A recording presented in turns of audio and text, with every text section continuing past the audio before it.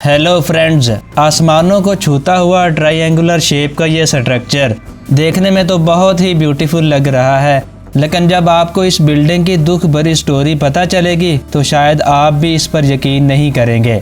1080 feet ऊंची, अपने इर्द गिर्द मौजूद दूसरी बिल्डिंग से 10 गुना लंबी ये बिल्डिंग देखने में किसी पिरामिड जैसी लगती है, लेकिन असल में ये एक होटल है जो पेरिस के आईफल टावर से भी ऊंचा है। एरिया के हिसाब से इस होटल में 39 लाख स्क्वायर फीट की जगह और 3000 रूम्स मौजूद हैं, जिसके कारण ये होटल दुनिया के किसी भी 5 स्टार होटल के साथ मुकाबला कर सकता है। दुबई के बुर्ज खलीफा की तरह रात के वक्त इस होटल की दीवारों पर लाइट शोज और फायरवर्क्स भी होते हैं। हैरत की बात ये नहीं कि ये होटल कितना ब्यूटीफुल है या इसके अंदर क्या क्या लग्जरी फैसिलिटीज़ मौजूद हैं, बल्कि असल हैरानगी की बात तो ये है कि इस होटल में आज तक एक भी गेस्ट एंटर नहीं हुआ। पिछले 30 सालों से ये होटल वीरान पड़ा है, लेकिन क्वेश्चन ये है कि आखिर क्यों इस होटल में आज तक एक भी गेस्ट जा नहीं पाया। 5,500 करोड़ रुपए खर्च करके बनाया जाने वाला ये होटल आखिर दुनिया के किस कोने में मौजूद है। इस शानदार होटल को देखते ही पहली नज़र में ऐसा मालूम होता है कि ये अमेरिका, कनाडा या फिर किसी डेवलप कंट्री के शहर में बना हुआ है, लेकिन आपको ये जानकर हैरत होगी कि ये 105 स्टोरी बिल्डिंग रुगांग होटल के नाम से जानी जाती है, जो नॉर्थ कोरिया के कैपिटल प्योंगयांग में पिछले 30 सालों से बिल्कुल खाली खड़ी है। नॉर्थ कोरिया एक ऐसा कंट्री है जिसको 1948 से सिर्फ एक ही फैमिली चला रही है। किम फैमिली की 3 नस्लें पिछले 74 सालों से नॉर्थ कोरिया पर ज़बरदस्ती राज कर रही हैं। अपने कड़े नियमों की वजह से नॉर्थ कोरिया अपने खिलाफ बहुत सारे दुश्मन बना चुका है, और शायद इसी के कारण ना ही इनके दूसरे कंट्रीज़ के साथ ट्रेड रिलेशंस हैं और ना ही यहाँ टूरिस्ट आना पसंद करते हैं। हर साल पूरे नॉर्थ कोरिया में 3 लाख विजिटर्स आते हैं। देखने में तो ये फिगर काफ़ी ज़्यादा लगता है, लेकिन इसके नेबरिंग कंट्री साउथ कोरिया के सालाना 175 लाख विजिटर्स के मुकाबले में ये ना के बराबर है।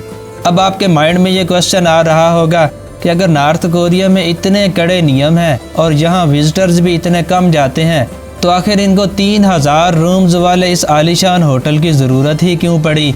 दरअसल बात यह है, 1986 में जब यूनाइटेड स्टेट्स और सोवियत यूनियन के दरमियान कोल्ड वार चल रही थी, इस जंग में नॉर्थ कोरिया सोवियत यूनियन के साथ था, जबकि साउथ कोरिया अमेरिका की तरफ था। क्योंकि ये कोल्ड वार थी, इस जंग में हथियारों का नहीं बल्कि अपनी ताकत दिखाने का मुजाहरा करना था। नॉर्थ और साउथ कोरिया दोनों ही एक दूसरे के दुश्मन थे और हर चीज़ में एक दूसरे से आगे बढ़ने की कोशिश करते थे। 1986 में एक साउथ कोरियन फर्म ने सिंगापुर में दुनिया का सबसे ऊंचा होटल बनाया था, जो आज स्टैमफोर्ड होटल के नाम से जाना जाता है। इसके अलावा साउथ कोरिया में 1998 ओलंपिक्स होस्ट करने की तैयारियां भी ज़ोरों शोर से चल रही थी। दुनिया का उस वक्त का सबसे ऊंचा होटल और 1998 ओलंपिक की वजह से साउथ कोरिया का पूरी दुनिया में बोलबाला था, लेकिन ये बात नॉर्थ कोरिया को किसी भी सूरत हजम नहीं हो रही थी।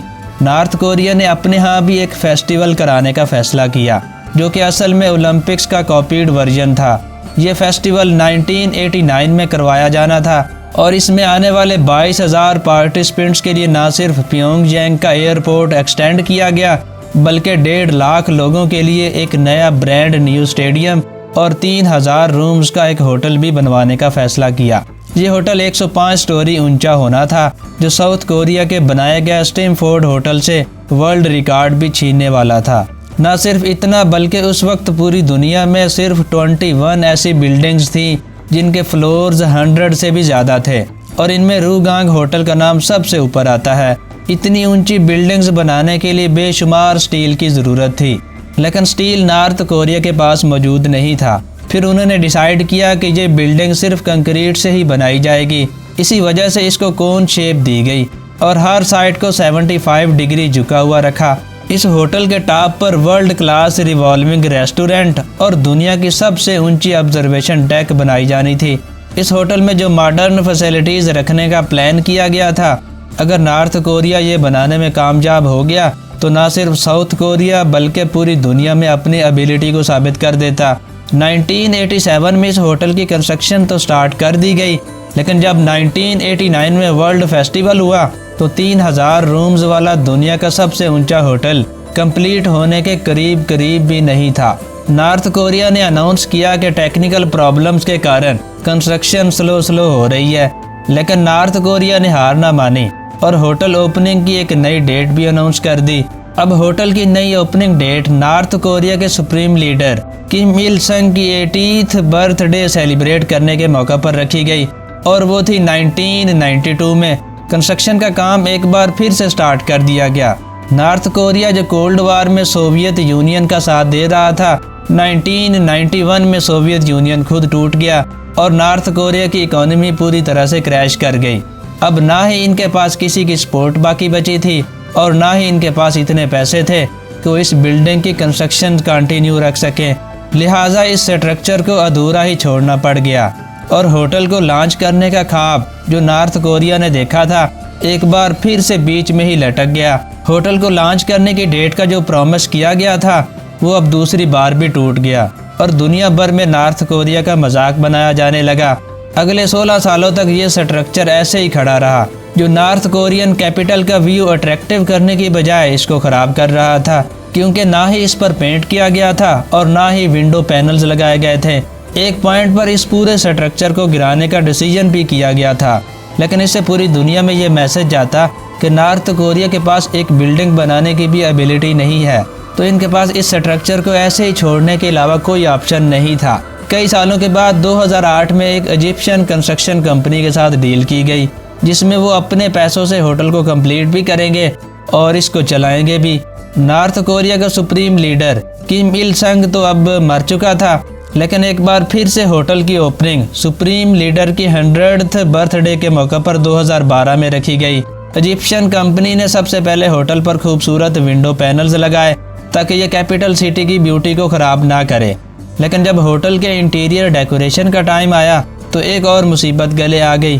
2011 में नए लीडर किम जोंग उन ने नॉर्थ कोरिया का कंट्रोल संभाल लिया था, तो उन्होंने आते साथ ही कुछ ऐसे फैसले किए जिसके कारण अमेरिका ने नॉर्थ कोरिया में लग्जरी आइटम्स इंपोर्ट करने पर पाबंदी आयद कर दी। होटल का इंटीरियर जिसमें लगने ही तमाम लग्जरी आइटम्स थे, वो अब नॉर्थ कोरिया इंपोर्ट नहीं कर पा रहा था।